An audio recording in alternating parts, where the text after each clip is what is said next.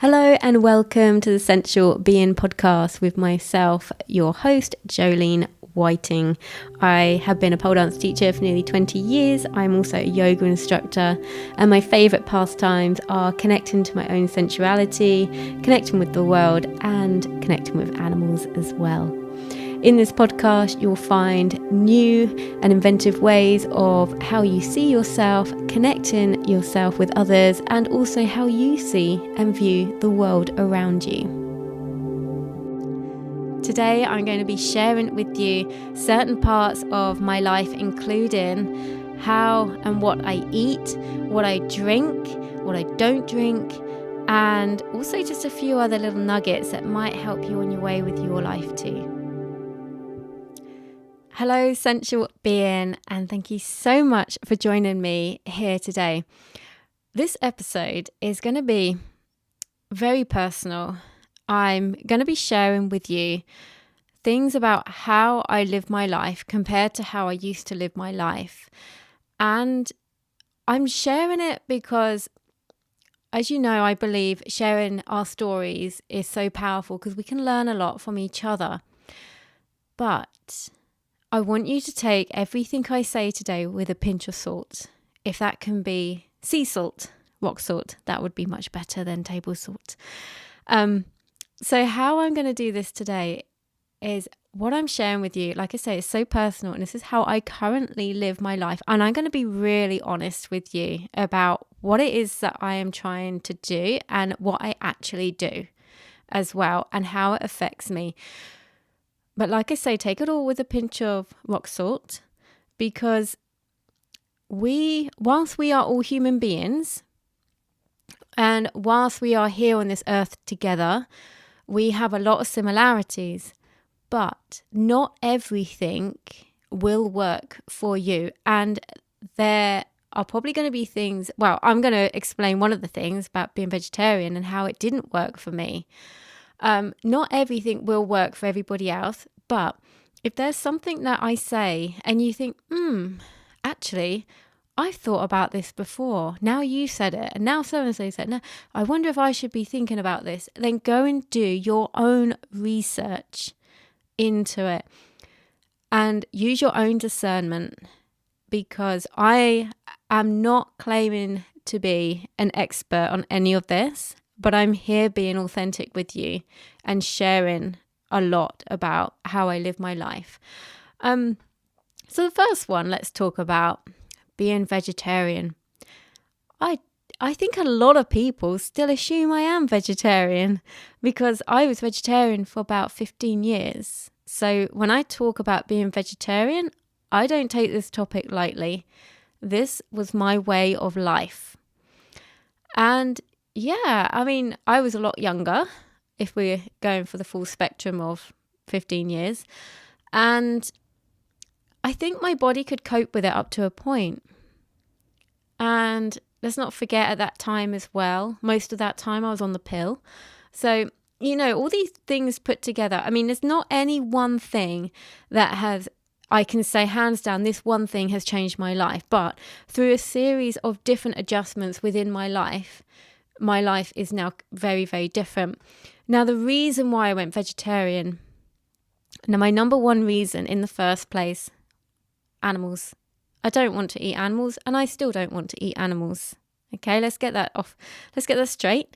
I don't want to eat animals, but now I do. That's very difficult. In ways, I find that very difficult. Sometimes it's worse than others.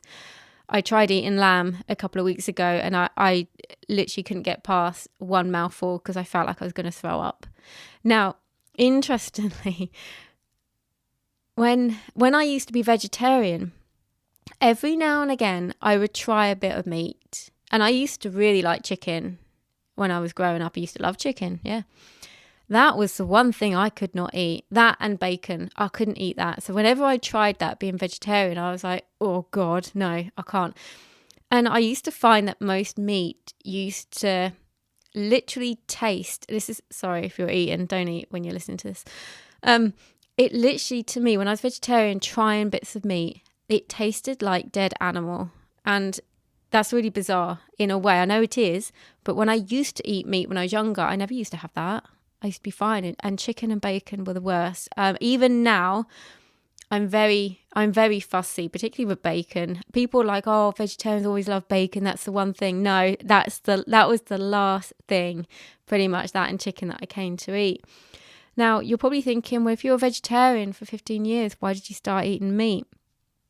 Well, the one thing that really started to make me wonder was it was through my own intuition. My body was calling out something chronic for red meat, particularly beef.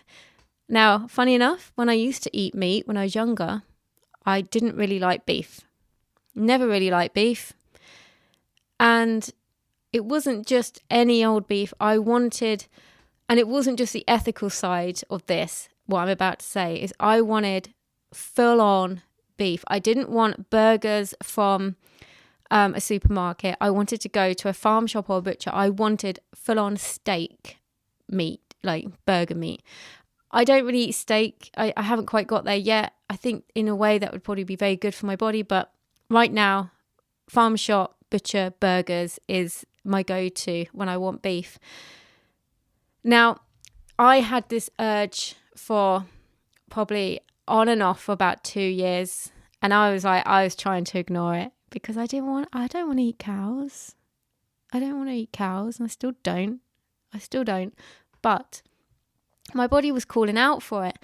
And I did some research into it, spoke to a few people, and they said, oh, you're vegetarians. Okay, right. It could be that the times of the month, you're obviously losing blood during your moon. Therefore, you need to try and get like the red blood count back up. Maybe there's some sort of, deficiency within me within that area. Because that made sense, because red meat is literally putting red blood cells back into your body. So I went down the route of spinach, broccoli, that doesn't put red blood cells into your body, but what it does is it helps you produce more red blood cells. So if you are vegetarian, particularly if you're a woman, particularly if you still have your moon, please do up. That's a good one. Up your broccoli and your spinach. Definitely do that. And that will really help you. But for me, it could have been my age. It could have been maybe for being vegetarian so long, it just got to a point that my body was just calling for it. And because I sort of go into my intuition and I sort of like, oh, what does my body need? And I'm like, oh no, steady on body. We don't need that. Come on, we don't do this. So I started tuning in more. But then over the last few years, I've really, really woken up to the fact that a lot of what I used to eat, so I used to eat a lot of the corn products and, the fake sausages. And, I used to eat all that as my protein. And I know you can be vegetarian without it as well. But when I used to eat that sort of stuff, I just look into how it's made. That's all I'm going to say. It's just a whole bunch of chemicals. It's not real food. It's frankenfood. It's not real food. And I'm like, oh my gosh, what am I doing? Not putting real food into my body. I started to go down all this route, which I'm still on. And so I really thought about that, and I thought, that's not real food. And then you hear the stuff about soya, and you're like, oh, soy burgers and all that. Oh, it's not good for you either. I'm like, oh my God, everything's not good for you. I've been there where everything is not good for you. Now this is where you've got to find your own path. Okay. So I went down this route of body was calling for red meat. I also went down the route of, a lot of vegetarian food isn't real food, and I started to put two and two together within myself and thought, okay, I'm going to start eating beef and just see what happens. And when I tasted it, I was like, my God, that's what I needed. That's what I've needed. So at my times of the month, I always try, if I can remember, to up my intake of beef at that particular time. And because I've gone back into eating meat, you can ask my partner, it's not necessarily been an easy journey because I'm like, oh, I don't want to eat that. What's that? Where'd you get it from? But I would like, here's a bit of authenticity from me. I would like, if I'm going to eat meat, I would like all of my meat to be, when I went to the butchers, I gave them an earful of questions. I was like, how, where are your where your grass fed beef? Where's that? Where do they live? How do they live? What are they like? I went down that rabbit hole with them, and they were really good. If anyone wants to know, the regular butchers I go to, if you're local, is the Gardener's one in Luggishore. Absolutely brilliant. They will answer all your questions because I had a lot. And so my ideal would be, grass-fed beef and things like that, and animals that have been bought and raised in the correct way and had good lives, whilst they were being bred. I do that probably, if I'm being honest, probably 80% of the time at the moment is that. And then the other time is as clean a meat as possible from the supermarket. There's a whole big rabbit hole to go down with this. And like I say, you've got to take everything I say literally with a pinch of rock salt, because if I try and do every single thing that I want to do 100%, I just won't do it. Because it's too much. It's too much. When I get onto other things, you'll be like, oh yeah, you do a lot, you weirdo. It's a bit like my veg. I want my veg to be organic, my fruit and veg to be organic. Now, I'm torn by this. So I can go to the local supermarket and buy all organic, all wrapped in plastic. Okay. Or I can go to my local grocery, which has absolutely amazing fruit and veg, which you can buy what you need. It's not all wrapped in plastic. But when I had a chat with them, it's not organic.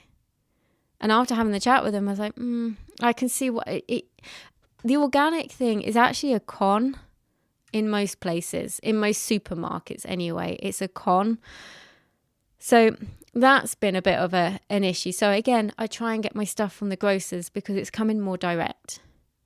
But again, it's the 80-20 rule. I guess it's, when I said 80% of the time, it's the 80-20 rule. So what I'm saying is so many people now are going vegetarian, going vegan. And I seem to be pivoting and going the other way. But I also have this thing instilled in me that if the government tell me to do something, I'm thinking, hang on a minute, let me just have a think about that myself. And then I come to my own inner conclusion of how I feel about that. And this is why I'm really on the fence with this. There's so much deficiency when you're vegetarian or when you're vegan. Now, if you know me, you know I'm all about vibration and frequency. And you might be thinking, yeah, but Jolene, the meat is dead. There's no good vibration. Now, and I've looked into these studies and I agree with them. So there's a lot of studies that show that literally if you have food in the rawest forms, and I'm not talking about raw meat, I'm talking about raw fruit, raw vegetables, you've got nuts. And even if you don't cook it, the vibration that comes off this food, if you see these studies, they are phenomenal. Or if you read about it, it's amazing. The frequency that comes off the food is so much higher. So you imagine putting that sort of high frequency into your body. Yes, it is really good for you. And I am not dismissing that. And again, this is where I battle within my own mind. I'm like, well, I don't want to eat meat because, it's the bad vibe, it's low vibrational food. I get that. And I agree with that. So just know that is an internal struggle within me, but I go to where my body is calling. And a lot of food I have is raw food, like my breakfast. We'll get on to when I actually have breakfast soon. But my breakfast is normally natural yogurt, local honey, and I like a selection of banana, blueberries, raspberries, nuts, so walnuts, pumpkin seed, Brazil nuts I've got at the moment, pecan nuts. Oh, I love pecan nuts in it. So I actually have raw food for my morning, for my breakfast, although it's not normally quite in the morning. So I try and make sure that I am actually getting high vibrational food into me. So fruit and veg in rawest forms. Then also I will have veg either cooked or uncooked with my main meal. So, it is an internal struggle. And if you don't really know what I'm talking about with vibration and frequency of food, then that's okay too. And you've got to remember as well, you want your food to be, oh God, honestly, this is a whole podcast episode, a whole season in itself of talking about food and how it's cooked. Like, I don't really like to eat out much because it's all cooked in seed oil and I don't want that. Not as like my regular. So when I'm at home, I don't cook in seed oil. I either cook in butter or coconut oil. So it is such a rabbit hole. This is where I'm giving you my honest of how I live at the moment. And it's always subject to change. But it's finding your way. So if you're like, do you know what? Because I don't eat fish. I don't feel called to eat fish. I've never really liked fish. Every now and again I try it and I think, don't really like that. But if you are called to it, then you need to explore that, whatever it is. And to be honest, I've been called to the raw food movement a little bit more. So I might dive a bit deeper into that and like restrict the meat a bit and go further into that. I don't know, but that is literally just on my mind the last few months. So I thought I'd share it with you. So one of the other things I really try hard to do, and over the past year, it's been growing, me doing this, which is intermittent fasting. So I will try, this is harder when I work late. I will try and fast for roughly about 16 hours. And when I tell you the time of day, it's not really that long when you think about it. So I try and stop eating by like 5 or 6 o'clock in the evening. Then I try not to eat until 10, 11 o'clock the next day. And I have found that really hard, but my body has really responded to that. I wake up with so much more energy, particularly if I've done this 2 times now or 3 times, 2 times, I think. And I've done like a 40-hour fast. That is not something I do very often, but the energy I get from that is off the chart. I wake up the next day and I'm just like, I'm so awake and alert. And my body, I did it before last time I was due on. I did it the few days before. And when I come on, I didn't even know I was on, apart from a headache and the blood, obviously. My body, I didn't know I was on. I felt absolutely fine. And I'm like, oh my God, this is the fasting. And I also did something else as well recently. So on one of the coldest days of this season so far, I bought an ice bath. Because why not? Ice bath. Yay. So I've been using that. And I think that has also had an amazing effect on my period pain. I think that's had an amazing effect. Because honestly, the ice bath has had an amazing effect on my whole body. Yes, it's hard. And the first 20 seconds is the hardest. And I always tell myself every morning, this is going to be so hard, so hard, so hard. And I'm like, shut up, brain. But actually, when I get in it and I'm like, oh, it's not actually as bad. You've just got to get past that first 20 seconds. But I swear, my body, I've been doing a lot of hot cold therapy over the last couple of years by doing a sauna and cold plunge. But I don't have the heat at home, so I don't spend too long in the cold. But even just up to a minute, my body feels so different. I can't explain it. I'm finding it really hard to explain the difference. My partner thinks I'm absolutely nuts. To be honest, a few years ago, I would have said an ice bath. What, are you mad? No, thank you. But I honestly feel like there is something in it. Particularly maybe a lot of what I'm saying is, to put it into perspective, I'm 43. So maybe a lot of what I'm saying is things I'm getting drawn to do with my age. So please take that into account of where you are in your life, because our bodies change throughout our lives, and that's okay. It's beautiful. It is an honest to God gift, the fact that we are here and we have a body that goes through the cycles of life. We have seasons within our own lifetime, and it's lovely to be able to embrace that and not think, oh, I'm getting older, oh, I'm getting wrinkles, oh, I got grey hair, It's like, no, it's okay. You're allowed to be human. And unfortunately, we do live in a society which demonizes being human. Anti-aging, anti-wrinkle, cover up those greys. Why? Why? I'm more than that. Again, it's this focus on your appearance, and it's more to do with how you feel in your life. That is the most important thing. It really, really is.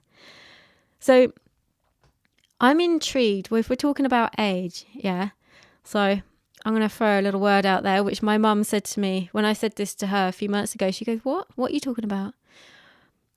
I mentioned perimenopause. And she was like, menopause. And I'm like, no, perimenopause. And she was like, I have no idea what you're talking about. I honestly feel, right, this is how I feel. I honestly feel like this word, perimenopause, is just another word that's been made up to like trick people. I know some people might be sitting there listening to me going, oh, Jolene, what are you talking about? I've gone perimenopause or blah, blah, blah. And I'm not necessarily 100% saying it's not true, but it never used to be a thing. It never used to be a thing. Yeah. So perimenopause are the symptoms that you can lead up to menopause. And I just swear there's a massive movement, and I'm all for a good feminist movement. I really am. I'm good for any movement which helps humans within their life. That's it, yeah.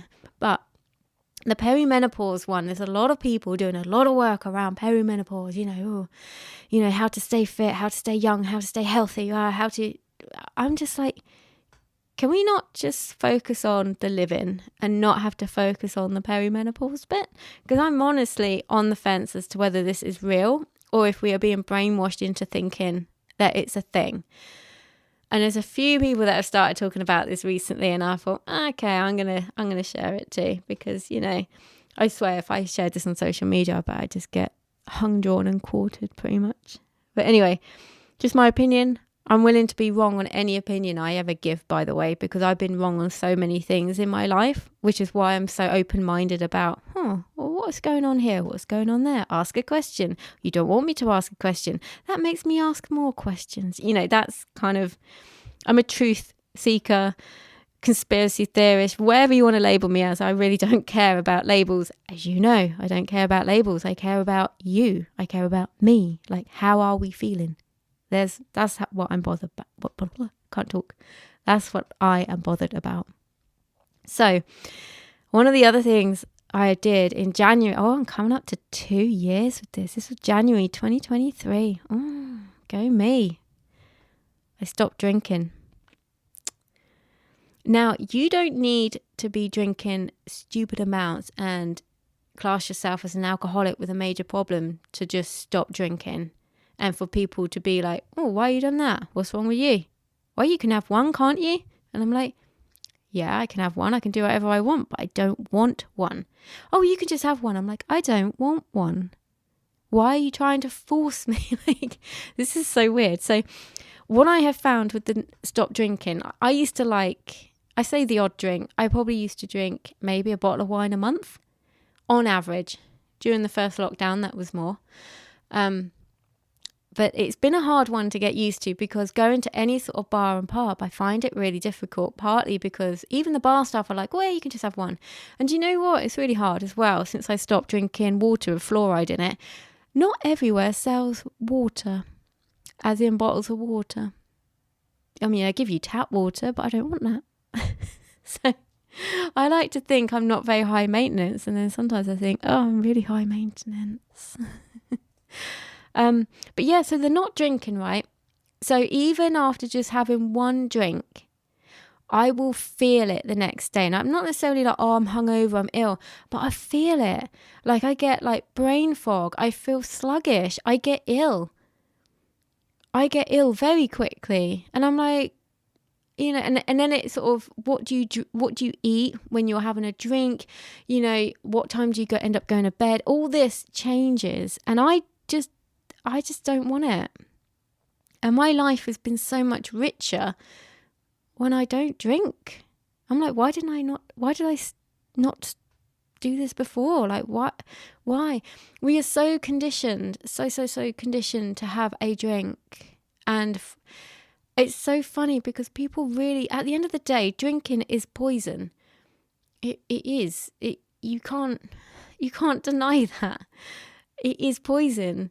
If you drink a load of water, you're not going to die. If you down a whole bottle of vodka, you're probably going to be very ill. What does that tell you? You can't tell me it's not poison. It just is. And if you want to drink it, that's fine. But just don't have a go at me for not. Spirits are even called spirits. That's a bit weird, isn't it? So yeah, and that has been a real game changer for me.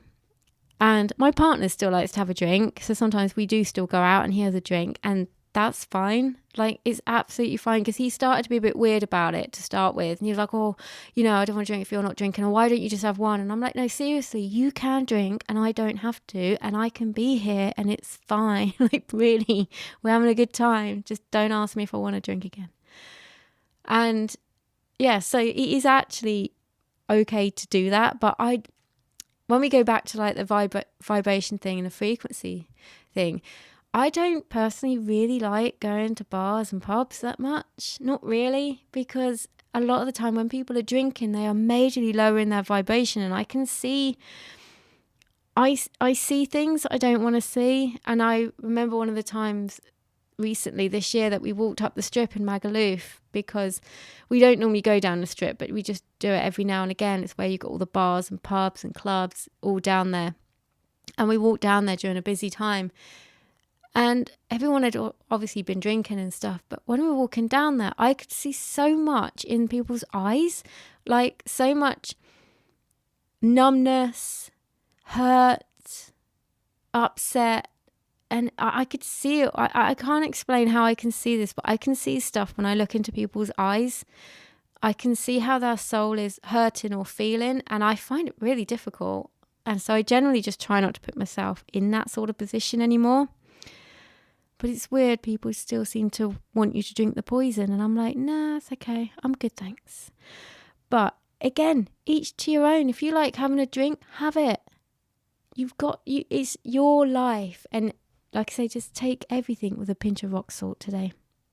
And currently, right now, right? So I said to my partner about a month ago, I said, right, I've not tried this before and I think I need to try it, because I said I can be doing really good with my food, and then he'll go, do you want to go out for some cake? And I'm like, oh my God, and I have this major battle going on in my head. So I said to him, I don't want to eat that anymore. So since my birthday, I have not had any cake. I haven't had any milk chocolate, haven't had any white chocolate. I have dark chocolate. Oh, I haven't had any crisps, nothing. And it's so much easier. And again, my body seems so much happier for it. And it seems to be like that all or nothing. I seem to be like, oh, I've done it with drinking. I thought, I wonder what it would be like if I did it with sweet things. And you know what? This past month, and it's only been a month, so I'm literally telling you where I am now. It's been really good. And you know what? I don't even crave it. You know, when I walk down the sweet aisle in the supermarket, I don't even think, oh, that would be nice. I don't even think that. I don't want it. So again, another eating thing which has been interesting. And also, was it last year? Yeah, I think it was last October. So just over a year ago, I had a 6-stage reverse osmosis filter machine, plumbed into my house, so that I don't have to drink the fluoride in the water anymore. That has been a game changer. I take water to my partner every day and take some around to my mum every day as well, because I feel like it's one of those important things. Obviously, yeah, I have fluoride-free toothpaste as well. Yes, I do that, in case you're wondering. But yeah, so I've taken the fluoride out of the water. And a bit of real with this as well. Like, I do have a distiller, but to distill it, you take even more of the chemical out, which is why you should remineralize your water with a little bit of salt. Only a tiny bit, and I'm talking about rock salt, pink Himalayan salt, that type, sea salt, not your table salt. Look into that yourself. But you should remineralize the water just with a little pinch, teeny tiny pinch, when you have a drink. And you put it on your food as well. And then that'll help remineralize. But it means you're taking the chemicals out. But to use a distiller, so it needs to go through my 6-stage reverse osmosis system first. And then I would have to put the water through the distiller. And this distiller takes about 3 hours to do like 2 liters, and it's a lot of electric and it's a lot of power, and I'm like, wow, so again, it's finding where that line is. Okay, You've got to find where that line is for you, because you could do all this stuff, but is it too much? And if you get so overwhelmed, you probably won't do any of it. And then you just eat chocolate and have a drink. So, yeah. And another one I just want to drop in there is not actually food, right? But this is going to be so controversial now. You're going to be like, what the hell? I can't listen to you anymore. But like I say, this is my opinion, and I'm telling you what has been working for me and what I'm experimenting with. So the other thing is, I live in the UK. I'm currently looking out now. There's a lot of cloud. We're actually in the middle of a storm at the moment, but there's a lot of cloud, no sun. I'm trying to up my intake of sun. And no, I'm not just zipping off to the Bahamas every weekend, because wouldn't that be nice? No. So I have started tanning, and I did this all last winter. I only went once a week, and I don't go on there for very long, because it's not about trying to get up a really big tan or anything like that. But I started tanning last winter, and I only go once a week, and I don't go when I'm about to be due on.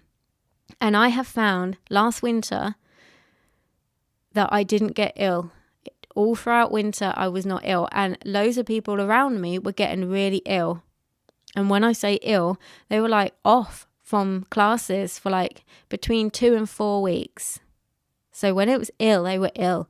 And I was around these people when they were in class, and I didn't get ill at all, which I find really bizarre. All last winter, didn't get ill. So I've started doing it again this winter, just once a week, going for a tan.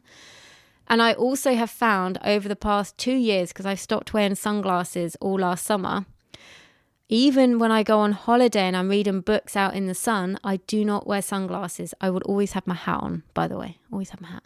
But I don't wear sunglasses. And in 2 years, I have not been burnt either. So all last summer was the first time I went with last year without wearing sunglasses, and I didn't get burnt. And also last year, I made the call that I did not want to use sunscreen unless I really absolutely had to. And again, a bit of authenticity from me is, you're probably thinking, yeah, but you go to Spain. How do you deal with that? Now, again, this is a bit like the vibration with food. I'm like, yeah, well, I want to go to a hot country. But I also feel that there is power in respecting the sun. So I, in this country, just go out in the sun every morning when it's out and sun myself, normally naked if I can. Not for long, just for like 5-10 minutes during the summer. But I get my body used to the sun, and by not having sunglasses on, you're actually telling your body when the sun like is bright in your eyes, not that you look at the sun, that's only at sunset or sunrise, but when the sun hits your eyes in the day, it tells your skin we need to protect ourselves. But by wearing sunglasses, you don't do that. So all last year and this year, I haven't been burnt. And the only time I have caved and worn sunscreen was when I've gone to Mallorca, because again, this is difficult.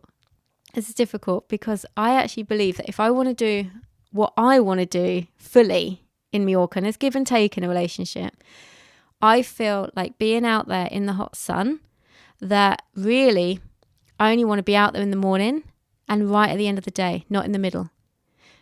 But we go out in the middle of the day.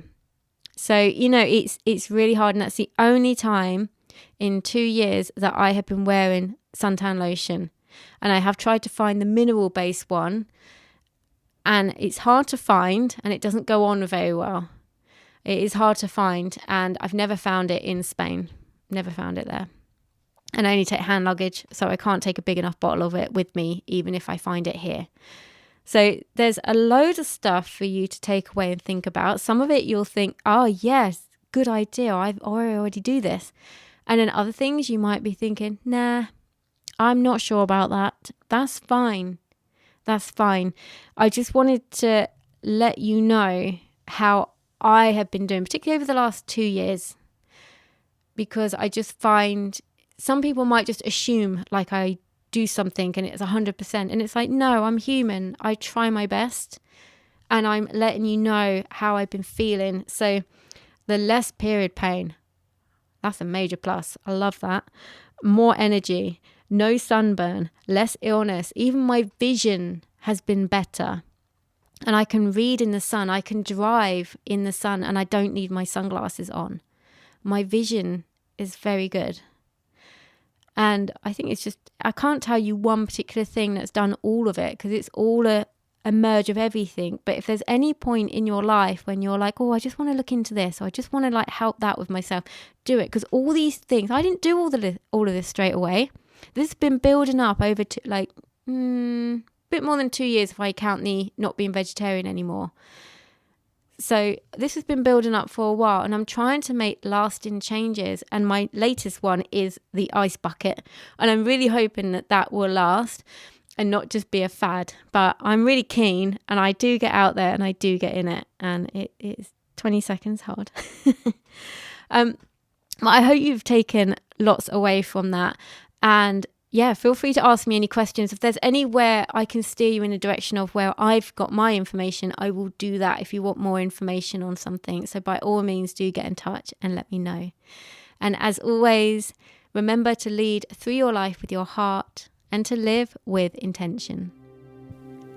Thank you so much for tuning in today. If you enjoyed this episode, please do share it with your friends and on social media.